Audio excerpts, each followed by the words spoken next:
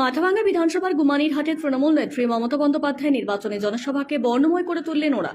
কেউ সাজলেন লক্ষ্মীর ভান্ডার প্রকল্পের প্রচারে দেবী লক্ষ্মী, আবার কেউ সাজলেন রূপশ্রী প্রকল্পের উদ্বুদ্ধ হয়ে নববধূ। আবার মাথাভাঙ্গার নাজিমুল মিয়া এবারও তৃণমূলের দলীয় পতাকা দিয়ে তৈরি আলখাল্লা পরে হাজির হয়েছেন সভামঞ্চের সামনে। সভামঞ্চের পাশে ধামসা মাদল নিয়ে হাজির ছিলেন স্থানীয় আদিবাসী শিল্পীরা। মুখ্যমন্ত্রী মমতা বন্দ্যোপাধ্যায় দিন দুপুর 11:40 নাগাদ গুমানীরহাট হাই স্কুলে অস্থায়ী হেলিপ্যাডে নেমে আদিবাসী শিল্পীদের দেখে দাঁড়িয়ে পড়েন। আদিবাসী মহিলাদের নাচের সঙ্গে পা মেলান তিনি, বাজান মাদলও। এদিকে এদিন রুইডাঙ্গার মহিলা তৃণমূল কর্মীরা কেউ সাজলেন দেবী লক্ষ্মী, আবার কেউ সাজলেন নববধূ। কেন এই সাজ প্রশ্ন করতেই লিপি সাহা চক্রবর্তী বলেন, দিদি লক্ষ্মীর ভান্ডার প্রকল্প করে মহিলাদের অনেক সুবিধে করেছেন, তাই নিজেই লক্ষ্মীর সাজে জনসভায় এসেছি।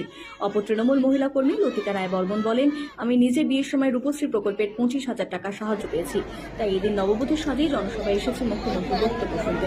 একইভাবে মাথাভাঙ্গা নাজিমুল মিয়া